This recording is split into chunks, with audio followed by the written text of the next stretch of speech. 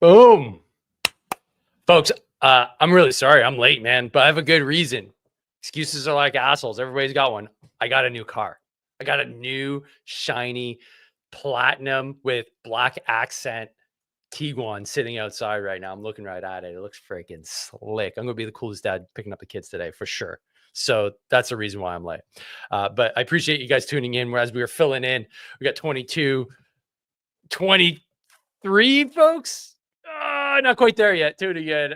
As always, I appreciate you killers for joining me on this this journey we call the Hard to Kill podcast. We got a lot to talk about today, like lots to talk about today. I don't know if we'll have time to get it all in. I really don't, but let's give it a shot. So shout out to all you folks that are return listeners and all those that are here for the first time. If it's your first time, drop it in the comments. You know what to do. If you want something answered, put it in the comments. I love seeing what you guys have to say. And let's get right into it. I'm going to drop a banner here, and then we'll go from there. So I got a lot in terms of, I guess, commentary today, because there's just a lot going on. Veteran land is full of stuff, and it relates to you, the veteran, and also to anybody that's not a veteran. This is important to understand. You don't need to be a veteran to understand what's going on here. You don't need to be a member of the military to understand what's going on here. These are areas of concern for everybody. United States, Canada, UK, it doesn't matter. Hell, if you're tuning in from somewhere other than North America, let me know. I used to have a big Swedish following. Like, by big, I mean like a percentage point, so that on my pie chart, it would actually show up like, hey, Sweden's tuning in, which is really interesting. So I don't know if any Swedes are here, but hello, is that how you say hello in Swedish? I don't know. If you're Swedish or know Swedish, drop it in the comments. I'm a bit clueless as to the Swedes and how they roll. Okay, so what we're going over today, well, we're going to start with our moment of share and chill, and then we're going to discuss the lawsuit with the 330 CAF members that were suing the government for abuse of power during the COVID era mandates, and find out what's happening there. Also, we've got a CANSOF corporal, a former CANSOF corporal, who is getting his rights infringed upon by the very organization that used to employ him. So we're going to look at that. And then lastly, the title of this live is The Veteran Revolution. So we're going to look at the rise of the GWOT veteran and what that means for all of us. So let's get right to it. The moment of share and chill is going to really focus mostly on me today, guys. I'm going to shill a lot of my stuff because I am beyond excited to talk to you about my new book. Bada bing, bada boom. It's called Harden the F up. We don't want the YouTube censors to give this a strike. You can read. This book has been you want to call it a labor of love for the last 3 years or so. I've been working on it bit by bit. I gave up on it for a while. I even forgot it was on my hard drive, believe it or not. And thanks to Phil at Double Dagger Publishing, veteran-owned Canadian publisher, who reached out because I was reaching out to him to see if he wanted to join one of my fitness programs. He's like, actually, do you have a book on the go? He's like, I've been following you for a little while.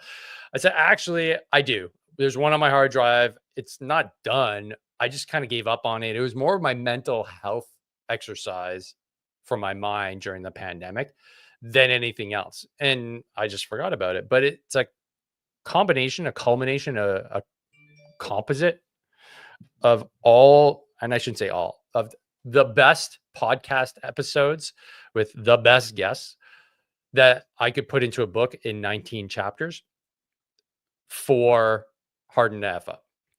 So that's the gist of the book. You're going to get a synthesis of the most actionable stuff that you can do. And there was so much more. I just had to really trim it down. So therefore, there'll likely be some more volumes in the future. But the book is going to be available next week. So on the 28th. So the 28th, you can join the pre-sale list here. You'll be on the email chain. Who does an email chain? Okay, boomer. So you're going to be on the email list. So you're going to get updates. There's going to be little goodies that come with it. and you're going to get some background as to, what the book is all about, where you can find more resources because you're a member of the pre-sale list. So you're going to want to check that out. I'm going to drop the link right here for y'all. So here we go. Dropping it right in the comment secciones for you. Done. You can go add yourself there and be first in line to get yourself a copy. So the ebook and the audiobook go on sale on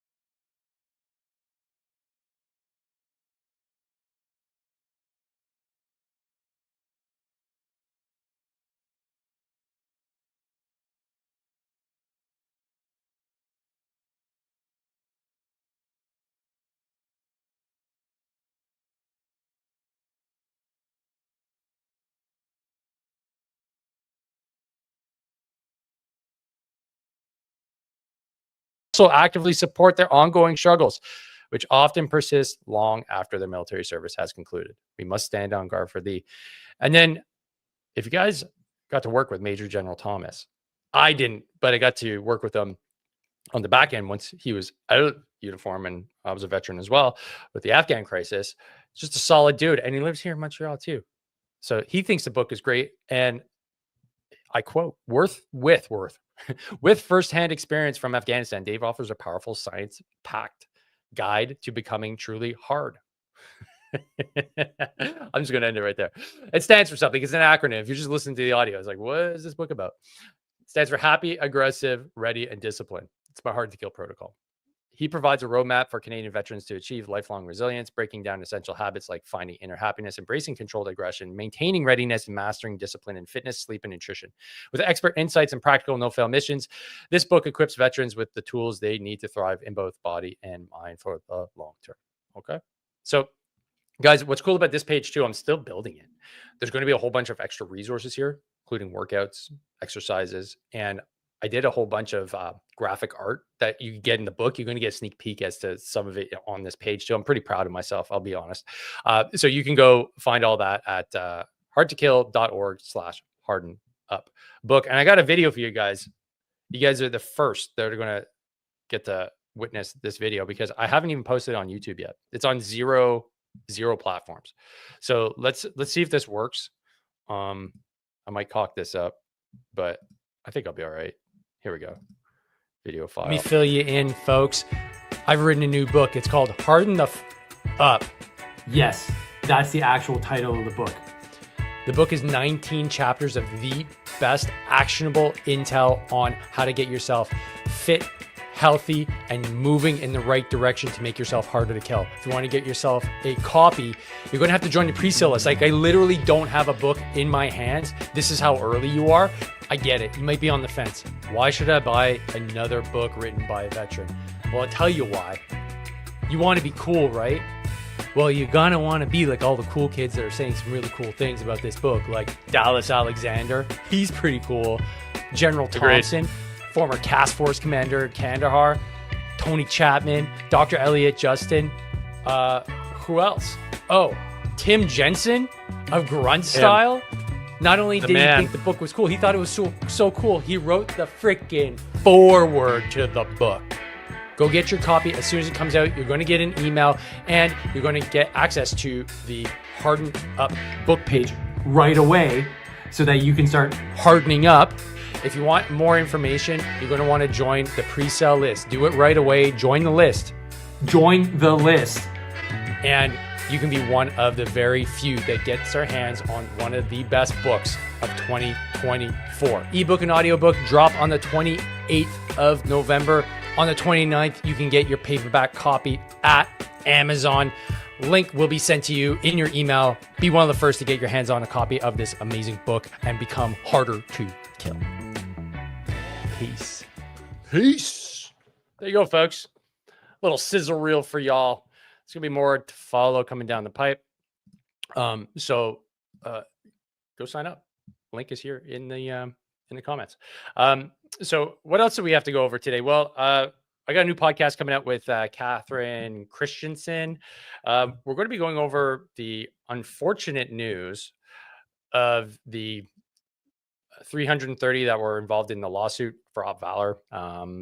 The federal government has punted that back to the grievance process of the CAF. It's really it's really unfortunate. I'll be honest. So we had a discussion about it yesterday. So we're going to be posting that episode on YouTube tomorrow. So stay tuned. It's going to be at 19:30. It's going to be Eastern Standard for all of you that want to tune in as a premiere, and then be on my YouTube channel and Apple Music and all other places that you can listen to the podcast after that. I also want to talk about a really good article that I read. So this is from JWAT, who's a Canadian Armed Forces veteran. I don't know if he wants to share his real first name yet, so I'm just going to leave it at JWAT. So I know JWAT personally, and his Substack's actually really good. This article here, so this article on the degradation of masculine enterprise, is pure fire. It's so good. It just nails a lot of what a lot of us dudes are thinking, and have been thinking for a long time, and just haven't felt like it was appropriate to say it out loud. But I'll say it out loud. Guys need their own space, man. Like, we need our own space. And he makes a very compelling argument that without these spaces, we're in a bit of trouble. So I'll just read you just an excerpt here. The first thing I noticed sitting down to write about men's issues was some strange internal urge to say something like, women struggle with many issues, or although there's been much discussion and progress on equality, I think, but why? Why do we have to hedge what we say here? Why is there always some caveat when someone wants to talk about men's issues online or in public? Look up any book, research article, podcast, or interview about men's issues in the 21st century. Almost 100% of them will have a token line or paragraph saying that they acknowledge the struggles of women first. Oh, sorry. I read that wrong. But saying that they acknowledge the struggles women face. There's no need to apologize or add caveats. There's only two of us here, men and women. We're both in this together. And the reaction I had inside my body to try and smooth out the beginning of this article to avoid being labeled as too masculine is part symptom of what's happening in society that's causing trouble for men. Okay, so look at if you want to support a fellow veteran and support his Substack, I highly recommend you go just get the subscription. It's a few bucks every month. And you're going to be able to read articles by JWAT here. He's published some other ones that I'm definitely going to have to get him on the podcast. But it's just a fait accompli. Like, it's got to happen to chat about them, because he's writing some really insightful stuff. Super smart dude, and just wanted to share some veterans that are really here in Canada, anyways, that are doing some really good stuff in the you want to call it journalism, in the influencer space. And then lastly, if you haven't seen this book on Amazon yet, it's by Steve Macbeth. So we connected on LinkedIn just very briefly. So I'm very interested in having Steve on the show. So Steve, if you're paying attention, this is your formal invite. I know I haven't sent it to you yet, but No Names, No Pack Drill, an oral history of Canadians at war in Afghanistan. This looks really good. This looks really, really good. It's already a #1 bestseller in Canadian military history. So go get your copy. Go support Canadian veterans that are in literature, right? Like, there's plenty of books out there, but we need to support ourselves and do a better job at self-promotion. So here's some free advertising for No Names, No Pack Drill. I haven't read the book yet, but I don't care at this point. I will read the book, but I just want to give a shout out to Steve and anybody else that's writing a book. Please let me know. Send me the links. You know where to find me. Send me the links. I would love to promote them. I don't care what they're about. It could be about children's toys. I don't care. But if you're a veteran and you want to promote your book, I'm all in. I'm all in. I want to get our voices out there. Okay, so go check out that book, and I'll drop the link right here for you. It's going to be in the link in the description as well, just FYI. So If you're wondering, hey, where do I get it? It'll be in the description once I'm done recording the live here, guys. Okay, so let's move on. And what else do we have to talk about today? Well, let's. So many tabs. All right. So I wanted to talk about the court case that got dismissed. Okay, so if we open up the National Post today, or actually, was this today? No, this was yesterday, I believe. Oh no, a few days ago. So this is November 19th. Let me just pull. Not that. Let me just pull up. Guys, I'm having some technical difficulties here. I'm starting to spin. That's the problem. Here we go. Sergeant, what do I do next? I'm having a moment. Judge tosses vexatious Canadian Armed Forces vaccine mandate lawsuit over lack of material facts. Okay. So this is the state of where we're at in terms of the lawsuit that Valor Legal and Catherine Christensen brought against the Canadian Armed Forces for messing with 330 of our bravest and finest in the Canadian Armed Forces because they have a conscience and didn't want to bend the knee to tyranny. No big deal, right? But more than 300 plaintiffs, so 330 to be exact, who are seeking $1.3 million in damages each will now collectively pay the Canadian government $5,000 in court costs. Okay. So let's get into a little bit of this article and explain just a little bit about the conversation I had with Catherine moving forward, which will be dropping, like I said, tomorrow at 19:30 Eastern on YouTube. So a federal court judge has tossed a lawsuit filed by 330 current and former Canadian Armed Forces members, each seeking more than $1.3 million in damages for having their charter rights allegedly violated by a 2021 COVID-19 vaccine mandate. Now they'll collectively pay $5,000. Ruling in favor of the government's motion to strike the case, Associate Judge Catherine Coughlin repeatedly discounted the plaintiff's claims under the Canadian Charter of Rights and Freedoms because their pleadings were devoid of material facts or evidence to support the allegations and prove a reasonable cause of action. Now, the interesting thing here, and I want you to come up with your own conclusions, but after you listen to the conversation I had with Catherine tomorrow, it's very hard to kind of wrap your head around the fact that this was a mass tort. So essentially what this means is they're individually it's not pressing charges, bringing a lawsuit against the government, but every one of these has to be heard on its own merit. Okay. Does that make sense? So with that being said, the judges essentially said that every one of these 330 has not enough evidence and doesn't deserve to go forward, which is very hard to believe considering in the statement of claim, you get an excerpt of what the evidence is, but then there's evidence that goes with that mass tort and that statement of claim. And Catherine explains that quite well, that all of that, there's thousands of pages of evidence. It's very hard for her to believe that the judge read through all of it in 2 months, because that's how long it's taken. So the fact that it was ruled on so quickly on such a big case with so many people and so much evidence is very suspicious. And the judge here, Coughlin, said the pleadings presented in individual paragraphs that include details about each plaintiff, including vaccination status, are replete with vexatious language and bald assertions of bad faith. Okay, so we're going to get into what vexatious is and why it keeps on being brought up. It's a legal term that is used here in Canada often to out of hand dismiss things. And this is something that if you're paying attention, you're going to know is vexatious. If you're paying attention to what's going on with a lot of veterans claims, vexatious is being used. We're going to look at another example right after this one about vexatious claims. Okay, so start getting your reticular activating system attuned to this word because it's being weaponized against you, me, and everybody else that is a veteran in the event that we decide to take legal action. So get ready. All right, get ready. So to follow on with that, Valor Legal is mounting an appeal. This is the appeal. They've got a give, send, go. Obviously, this costs money. Obviously. And they are a nonprofit. So they're a legal action center for members of the Canadian Armed Forces and veterans. So they have decided that they're going to go ahead with the appeal. Like Catherine said on the episode, don't corner Canadian Armed Forces veterans. They get pretty aggressive and can fight a good battle when the backup is up against the wall. So that's the next step.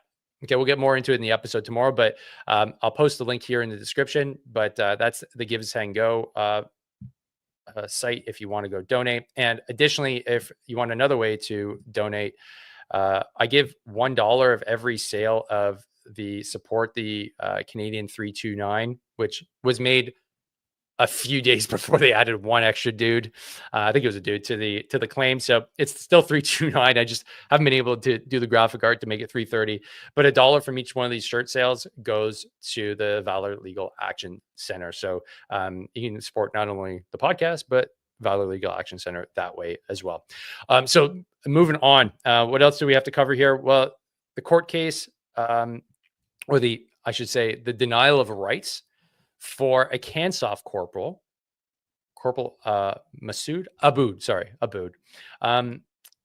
Basically, this is just popping up on the radar. There's been 2 articles written now about this exact issue, and it's starting to become a clear pattern that I'm starting to recognize that we need to all be aware of here when it comes to abuse of power. And I'm just having a hard time for some reason opening up this link, but I'll get there. There we go. Okay. So if you guys are kind of worried about what's going on here, what are your thoughts? Okay. Catherine's lawsuit is now just was essentially tossed back to the CAF grievance system, which is been proven at the federal level to be broken. There are individuals that have had grievances in for 18 years. The reason why it had to be taken out of the CAF to the federal court was because that system is broken. You cannot get damages. You cannot get any timely justice. And the individual that's in charge of the grievance process at the very, very top is the CDS. Well, the CDS is the jerk face that didn't send the order, made the policy for the mandates. And if your issues with the mandates, how do you grieve that? Obviously, he's not going to go against his own policy. And now the new CDS is not going to go against her predecessor's policy. So this makes no sense. They have the exact same issue with the sexual misconduct stuff. The head of the sexual misconduct could have been your aggressor. So it has to be outside the chain. There has to be some means of obtaining justice. And the comments often made like, "Oh, you're military. It's a basic dictatorship. You shut up and just do your thing. And too bad, so sad." No, that is wrong, man. That's 100% wrong. You have every right, like every other Canadian citizen. You have access to the legal system. There is nothing that changes when you join the military. That's the military's fault and Canada's fault for not creating a different justice system for the military. That's not on the individuals. That's not on the individual to sort out. That's just the way it is. So you got to work with the system that you have. So there's a group of Canadians, those that are in the military, that do not have access to justice like every other Canadian. This is a major constitutional issue, and we'll get more into it in the episode on Friday. So this speaks to more of what we're talking about here. So we have a special forces soldier that is essentially getting targeted by Kansoff. And I believe it's CSOR. I'm not entirely sure. They say Kansoff, but I don't know. So special forces tracked former soldiers' social media, shared private info without consent. This is a big no-no. You can't do, like, if you do this as a private citizen, bad things happen, right? It's literally against the law. But if you're Kansoff, you can just do whatever the hell you want, right? Who's gonna stop you? I mean, we saw it with Dallas Alexander, right? The only thing that stops them is incompetence. Documents reveal that military collected a veteran's comments on misconduct, alleging they were part of an effort to intimidate troops. Okay, so that was the justification. So here we go. We have this handsome lad here. So documents show Canadian Special Operations Forces Command claimed retired Corporal Daniel Abood was trying to intimidate its elite troops by asking questions about alleged wrongdoing and making posts on various social media platforms. I don't think that holds much water. What do you guys think? A Kansoff soldier posting on social media is intimidating the most savage war fighters on the planet. That doesn't make sense. It might make sense to somebody reading this in their like comfy lazy boy, but I can't see how that's any kind of justification. You're scaring the craziest warriors humanity has ever produced with some tweets. Dude, come on. So just reading on, Canadian Special Forces collected social media posts of a veteran, as well as shared his private information without permission as they tried to strip him of his right to ask for government information, according to Defense Department records. So we're talking about ATIPs here, access to information. Documents shared with Ottawa Citizen show Canadian Special Operations Command claimed retired Corporal Daniel Aboud was trying to intimidate its elite troops by asking questions about alleged wrongdoing and making posts on various social media platforms. So they have some of the posts here. He was he was commenting on was it beer trooper, beer jumper? What did we call them? I can't remember. Anyways, that was hilarious. Like that was awesome. He said one particular social media post gathered by the Special Forces team as evidence was a video of a Canadian soldier drinking a beer while parachuting over the Ottawa Valley. Aboud posted the image on social media platform X with the comment, "The only kind of troops I support." Yeah, it's just like shit posting, right? Like when you're pissed, like, yeah.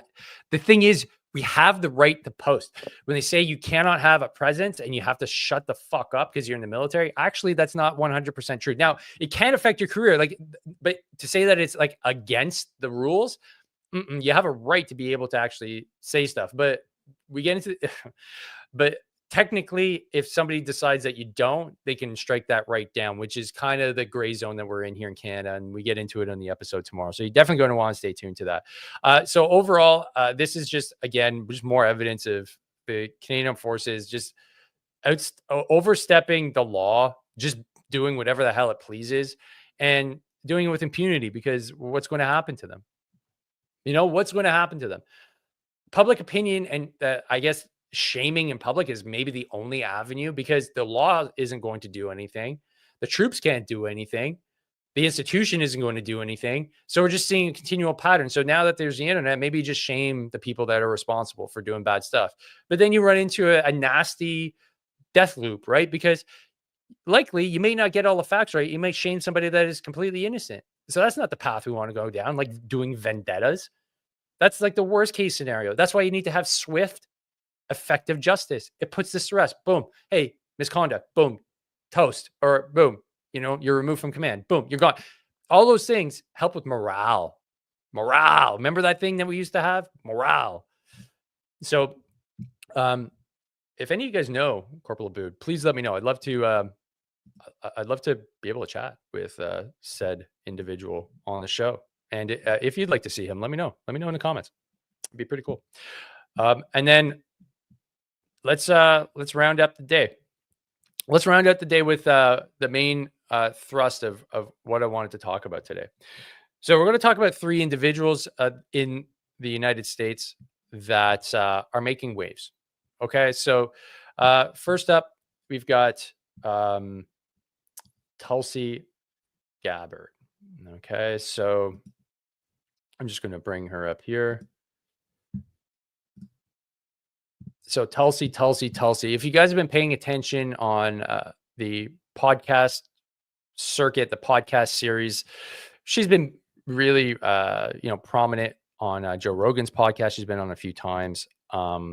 She's an excellent conversationalist. She's got some really interesting ideas. She's principled, and she's a GWOT veteran. So we're going to be looking at 3 individuals that are GWOT veterans. So we're going to be looking at Tulsi, we're going to be looking at JD Vance, and we're going to be looking at Pete Hegseth. And the reason why I want to bring this up is because I think we're entering into a new era here. I call this the veteran revolution because these individuals all potentially have the chance to have really prominent positions in the Trump administration. GWOT veterans, Global War on Terror veterans. We're young. We fought wars that sucked and were pointless. And now we're coming back with a vengeance and we're reshaping the culture. The Americans are always at the forefront of the spear of culture change. And what we've been seeing over the last 20 years or so is shift into something that we don't recognize. And I think most of you that are listening to this channel would agree. We're not on the right path. I think most Canadians agree we're not on the right path. But it takes individuals with courage to stand up and say, like, we're not on the right path. We're not going to follow this shit anymore. And we're going to do something different. So Tulsi is one of those individuals. And I respect her for a few reasons. One of the main reasons is that she has been able to be a vocal advocate for the quote unquote traditional left. So she was a Democrat for years in Hawaii and has made the leap to the Republican side, which is in any other time is very interesting, right? But in this time, I think I understand why. It's because I don't think she's changed very much. I think she's stayed more or less the same, but she shifted over to the right because the left is so far to the left now. Your face is smashed up against that wall. And if you can't relate to it, you're not going to spend any more time there. So let's get into a bit of Tulsi's background. She's a combat veteran. She was a U.S. Congresswoman from Hawaii and served in the army in Iraq during the height of the war. She was in the National Guard in 2003 and was deployed to Iraq as a medical operations specialist. She later served in Kuwait in a counterterrorism training mission, and she left as a major. In Congress, she's known for her independent streak, especially in foreign policy. She's been critical of regime change wars and advocated for a more restrained approach to U.S. military interventions. So you're going to see a common theme here. Most of the GWOT veterans, me included, are probably some of the biggest peace advocates that are out there. And I think a lot of you might have the same thought patterns that, especially if you deployed during the last 20 years. The idea of going to war in a foreign country and quote unquote nation build is farcical. We lost too many of our friends. Too many of us are injured and unhealthy. And we spent trillions of dollars all for nothing because the places are the same as when we got there in the first place in the early 2000s. Afghanistan, for instance, was a complete and utter fucking disaster. And the anger it brings up for most of us is visceral. To see all that hard work and effort go into the shitter is where I think a lot of us are starting to get activated, and we're not going to put up with it anymore. Tulsi has been activated way before this. So I'm excited to see what she does as potentially the National Director of Intelligence. I got a quick clip here for you guys just to play y'all. Oh, of course. Video's unavailable. Why? Why is this video unavailable? I already vetted.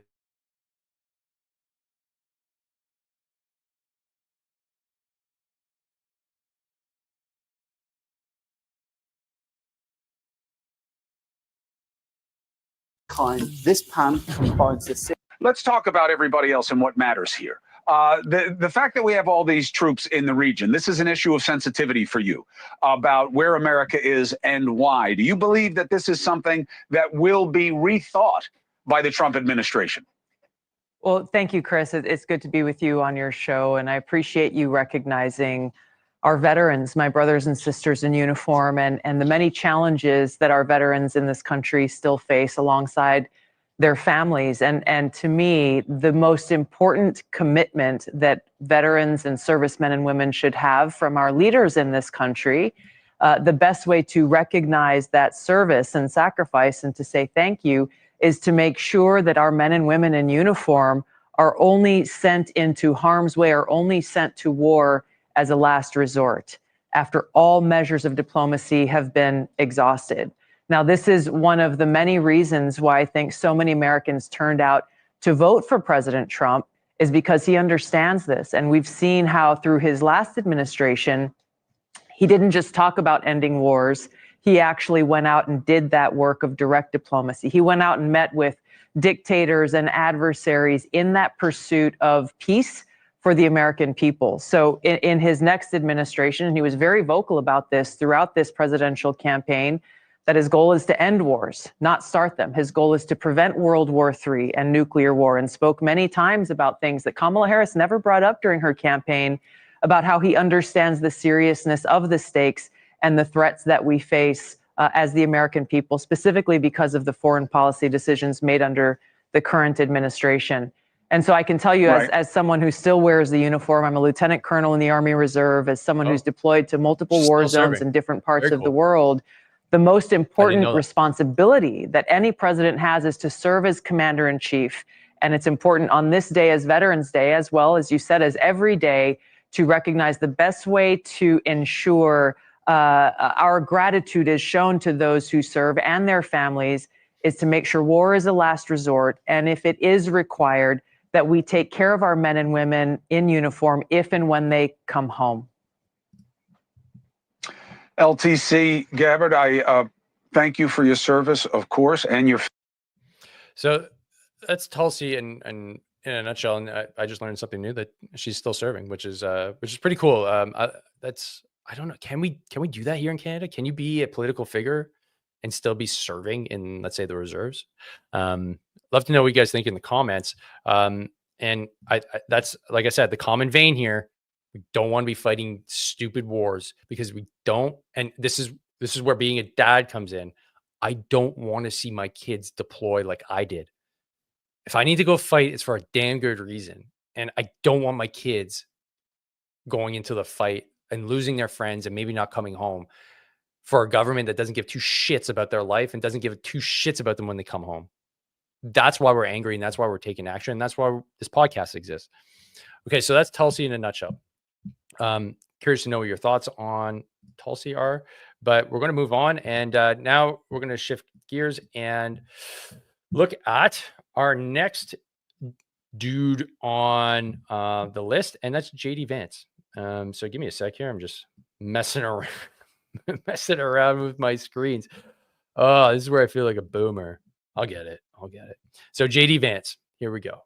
JD Vance. Again, there's another common theme here, folks. They all have books. Like, they've all written books. And this book is really a big one in the culture, and especially in the American culture. And there's a Canadian link too. I'll get into that in a second. So Hillbilly, Elegy. There's actually a Netflix movie on this. It came out a few years ago. A memoir of a family and culture in crisis. So JD Vance is a Marine Corps veteran, but he also comes from the Rust Belt. He comes from Ohio, a part of Ohio that was really hit hard with globalization. So like when you think about the opioid crisis, and when you think about just poor and destitute white folks, this is the epicenter of that. So he didn't have a dad growing up, like all the things that could lead to a potentially like ruinous upbringing.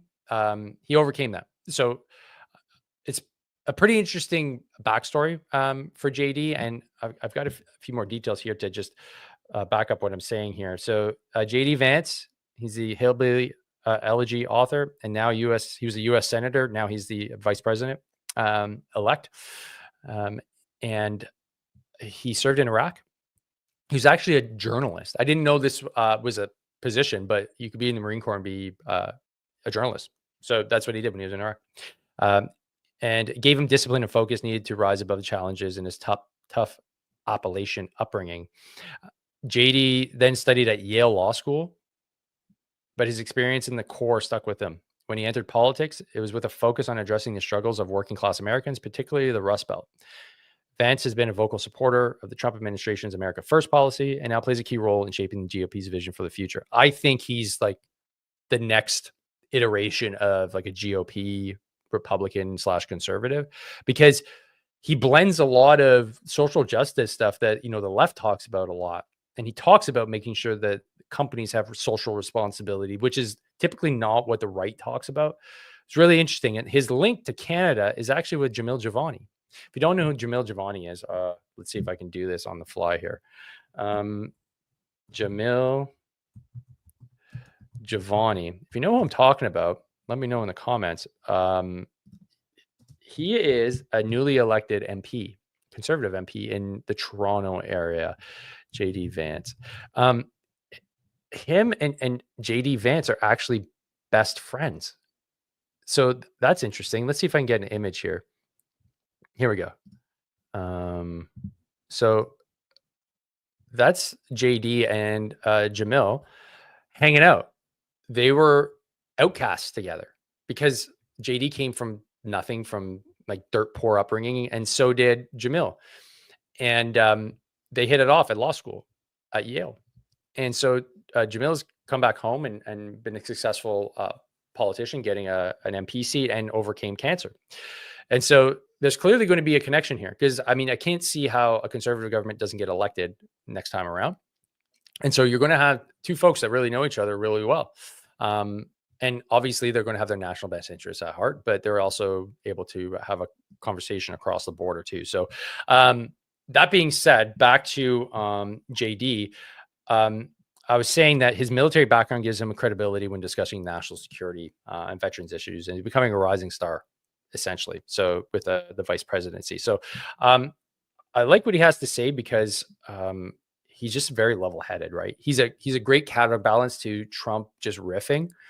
JD's very level-headed. So they are making good. 4.0 claims to be the most advanced waterproof tactical hoodie. Let's go back. Let's go forward a little bit. Get some JD in there. I'm just going to say, JD, bro, I can help you. I can help you with a little muffin top going on here. Get rid of this dad bod.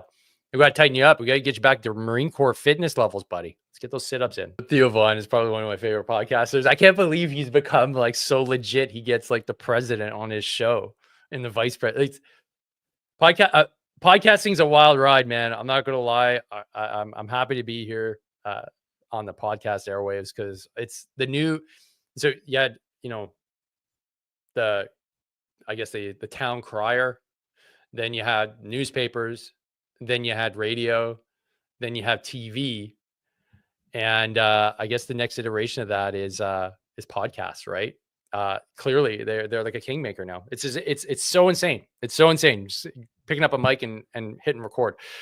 So Theo Vaughn being he's freaking hilarious, man. His stand-up is insane. So to have all these folks on, and he's actually taking a more serious tone. It's pretty cool to see. And then lastly, Pete Hegseth. So I only really learned about Pete Hegseth a few weeks ago on the Sean Ryan show. He was on his show. And I'll pull this all up here. So Hegseth has been tapped to be the Secretary of Defense. It's a big deal. It's a really big deal. I'll pull up his book here. Again, everybody has a book. Like this is the SOP here. If you want to make it, if you want to end up, having a platform, having a political platform, clearly having a book is part of the SOP, is part of the way forward. And he has a few, right? He doesn't have just one. He has Battle for the American Mind. I think he has a third book as well. So he's also a journalist on Fox and Friends as well. I don't know, is it Fox and Friends? I'll get into the actual title he had, but the conversation he had with Sean Ryan was really interesting. I have a clip from it as well that we'll go over. But his book, The War on Warriors: Behind the Betrayal of the Men Who Keep Us Free, is, again, saying out loud what a lot of people have been scared to say for a while, and also echoes what JWAT was saying about kind of having a caveat when you're talking about men's issues, right? Like, I don't quite know if I can say this without saying, well, but women too. He's very upfront and on the nose, and this is what I've believed for a long time. We're doing a disservice to women in the military. We're putting them in positions that they are not ready for, and they're getting injured, and it's not right. And they're getting put in situations that they should not be in. His argument is very similar to mine. There are some positions that just shouldn't be open to women. And the only way that this would actually be doable is if the standard remained the same for men and women. But what we've done is we've created, and this goes back 20, 30, almost 40 years. We started reducing the standards and having two tier of standards for men and women to get into things like the infantry, for army jobs here in Canada. Like it didn't make sense that you could have somebody do the exact same job, but have a different standard to achieve. It's like having a different standard at school, right? It's like, well, you get an A if you get 90% if you're a boy, but if you're a girl, an A is 80%. Nobody would stand for that, because you'd be like, well, that's sexist. Well, it's sexist if you make the standard lower for a woman for a job that is physically demanding, because it's saying if you can't get this standard, you're going to get hurt.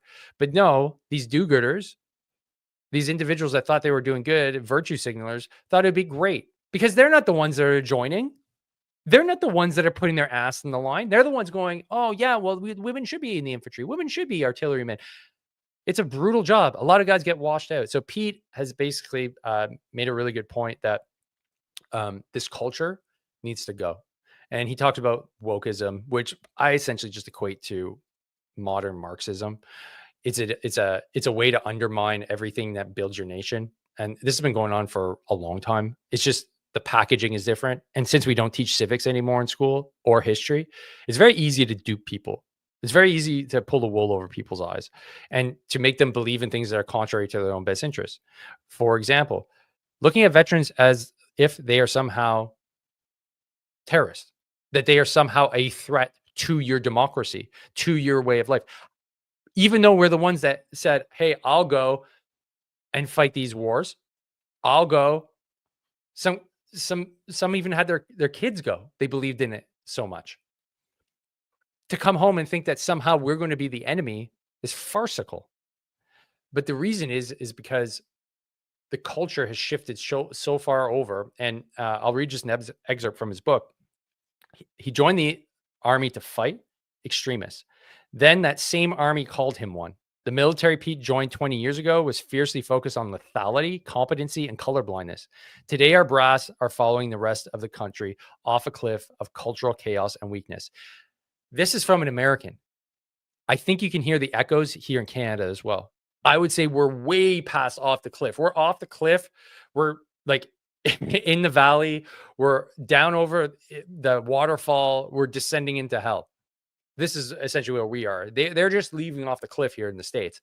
And so what his background entails, he's a decorated Army officer, and he's a Fox News host.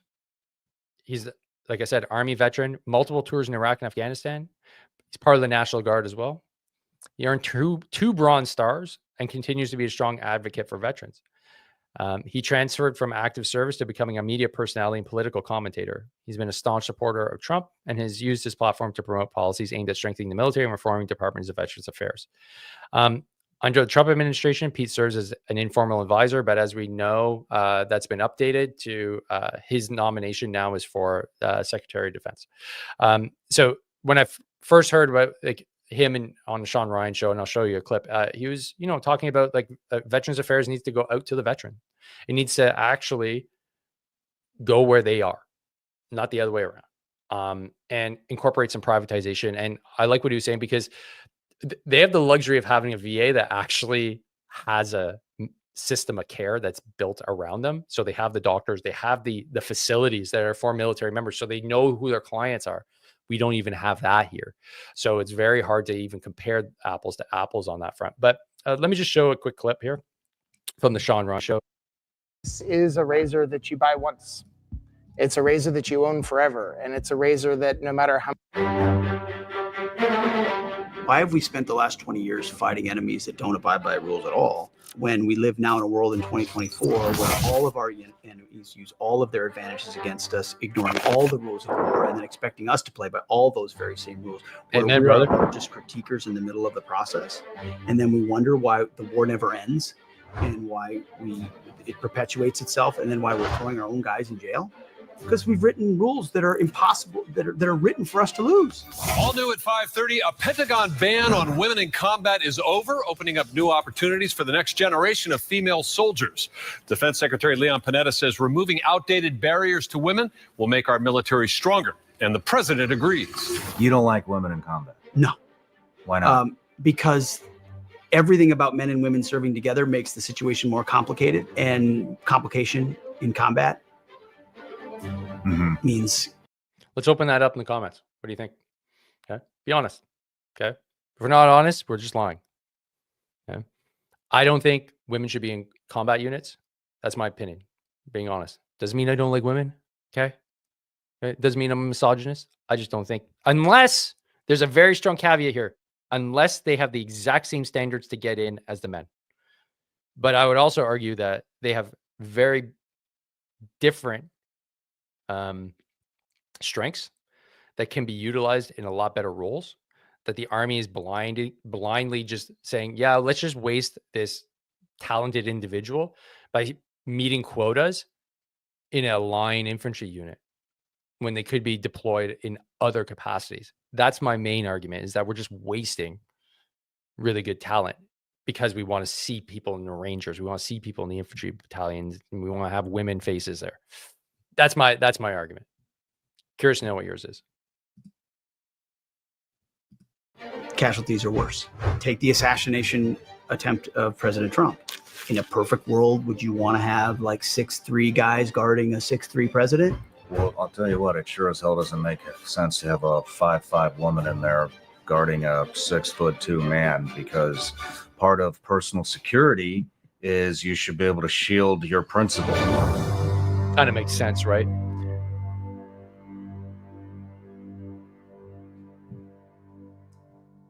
You know, I wrote a book about education. I've written some books about politics, and it just didn't feel like the right time to kind of assess where we were in the military, especially after 20 years of more or less ongoing combat. But then things, you know, under Obama, but really after Trump and then in Biden, you start to look around and you say, wow. And it happened really fast. The deeper question is, how did the military allow itself to go wrong? Service members in the U.S. military branches are warning that diversity, equity, and inclusion policies are weakening the institutions while recruitment is falling short and morale is dropping. No one wants to work, let alone serve. Last year, the Army alone came up short. They wanted 60,000. They were short by 15,000. Are woke recruiting commercials like this to blame? And the American people see advertisements in June with rainbow bullets strapped to helmets. When they see surgeries for transgender being funded by taxpayers, they see the Department of Defense being turned into a social engineering experiment. We saw it under Clinton with the tinkering of Don't Ask, Don't Tell and the reasons for those changes. And I talked to some of the people involved in when that was changed, but it really started to accelerate under Obama. Would I recommend my kids join the Army today or the military today? It used to be, of course I would. And over the last couple of years, it became clear, like, would I?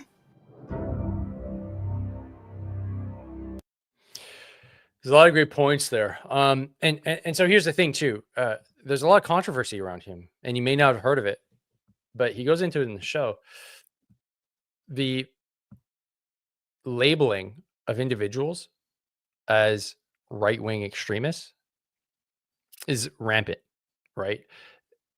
The folks that would use labeling to defeat somebody before they hear their ideas is a Marxist tactic. It's something that's been used forever, right? If you want to silence somebody and make sure that somebody that hasn't heard of this individual never listens to that individual, you label them something that would make them repulsive. So Pete's been labeled a white nationalist, essentially a neo-Nazi. And you'd think, well, that's weird. Like, why would he be named as a Secretary of Defense? Why would he be in the National Guard? It's because he's a very devout Christian. He's got Christian tattoos, one of them being the Jerusalem cross. Jerusalem cross has been used in history for 2,000 years. It's been around for a while. And yes, the cross sometimes is used by people that are neo-Nazis. But that doesn't imply that because you're a Christian and you use a cross that you are one too. So it's a very ugly way to cast shade on somebody for the mere fact that they're proud of their Christianity. So the rumors around him that he's a neo-Nazi are so far-fetched. I mean, we see right wing being tossed around a lot, like, oh, that's right wing. And that the implication is that don't listen to that individual. They have far right ideology. Really? So you're basically implying that somebody like myself who questions the government, who doesn't like the fact that we're being bullied, somehow is far right. That makes me what you in the individual's mind somehow unlistenable, toxic, a Nazi. That's what they're trying to imply, and that's what they're trying to do. But we've had enough. I can't I can't think of a better organization that rooted out extremism than the military. I mean, I remember I showed up, I bicked my head. Like it was like down to number 1. I didn't bick it. It was down to number 1. And I got torn a new one when I first joined. They're like, we don't have skinhead haircuts like that. You get a high and tight, but I don't want to say, let that grow out a little bit and then you fade it. And it's like, well, why? It's like, because we're not neo-Nazis. It's like, oh, okay. Now I kind of get it. So the idea that somehow the Canadian Armed Forces, that the military is a breeding ground for white nationalism is laughable. I mean, the amount of folks that you hang out with in the military that are from literally every culture on the planet, it doesn't make any sense. It doesn't make, you don't join because you're a white nationalist. Nobody does. So I've literally never bumped into one. Not that like guys walk around like doing Hail Hitlers, but you know, it's just it's unfortunate that that's what our culture has come down to. And so he's going to be a wrecking ball, in my opinion. And I'm curious to know what your thoughts are. All these individuals are going to have a massive impact if they get the positions that they're nominated for. They have to pass through Congress and the Senate, I believe. And I'm curious, does this have an impact here in Canada? Is this going to change the political landscape? Who is actually involved politically? I mean, the first one that comes to mind is Jody Minnick. He was a councillor in Ottawa. He was high profile, no longer in politics. Maybe one day he'll get back in. Who knows? Kevin Vuong, he was embroiled in a whole bunch of scandal, but he's a Navy officer, I believe. You know, there's Aaron O'Toole.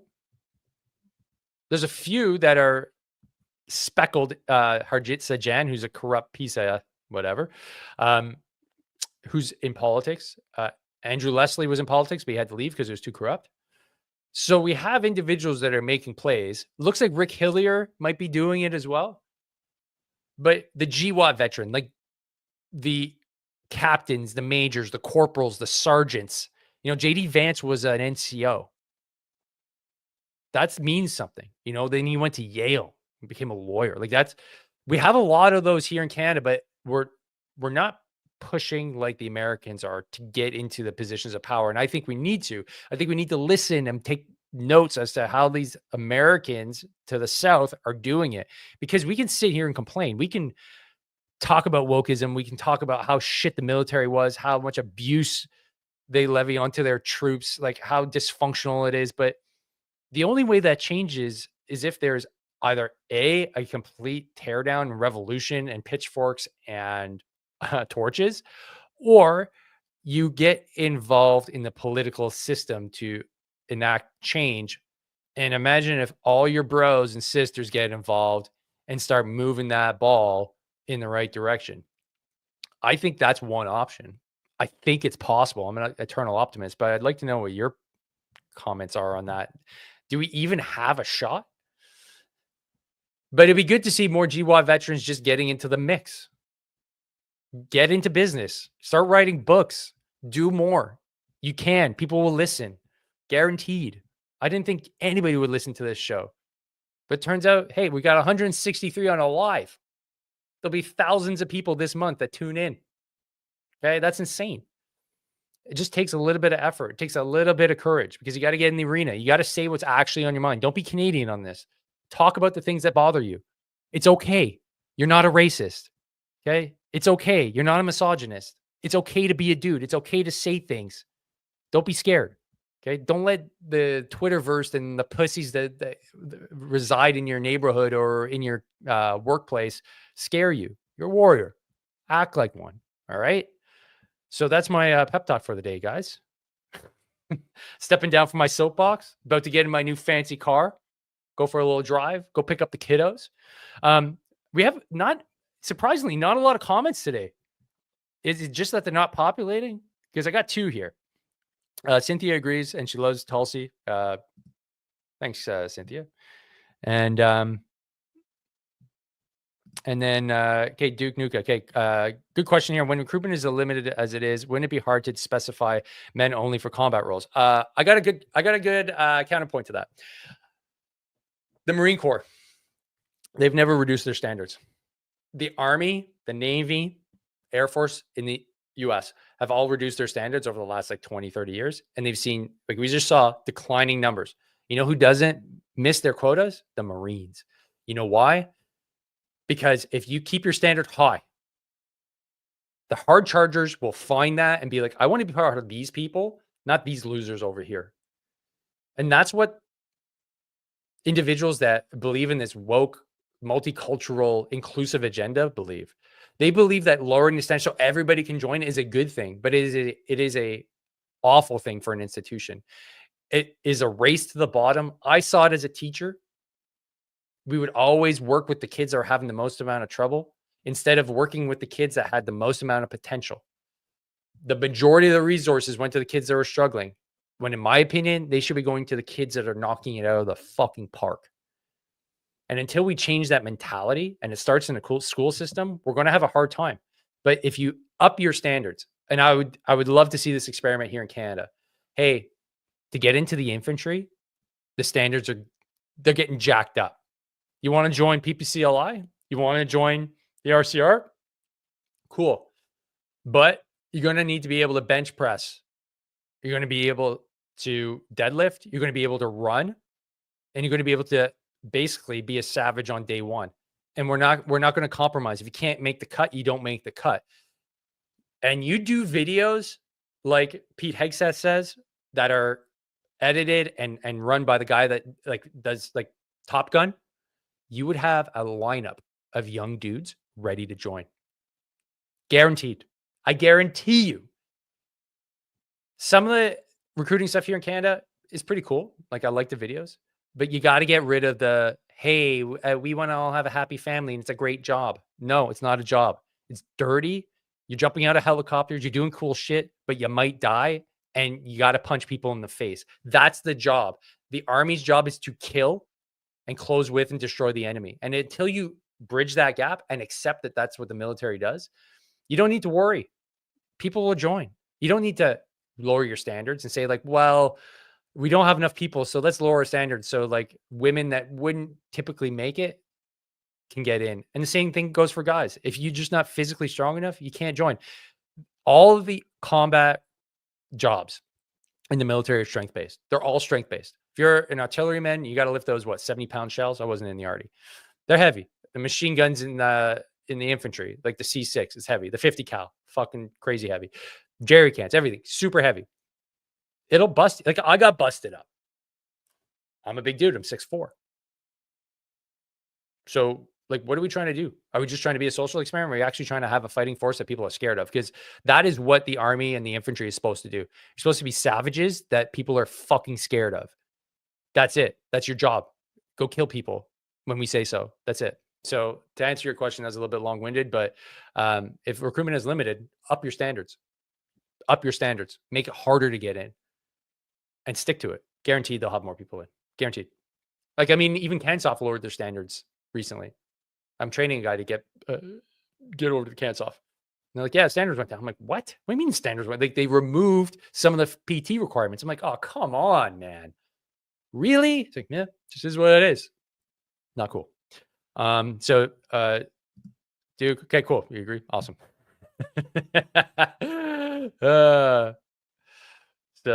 I guess that's it for me, guys. 168. Wow, more people are tuning in, man. Unfortunately, I got to bounce. I got to pick up the kids.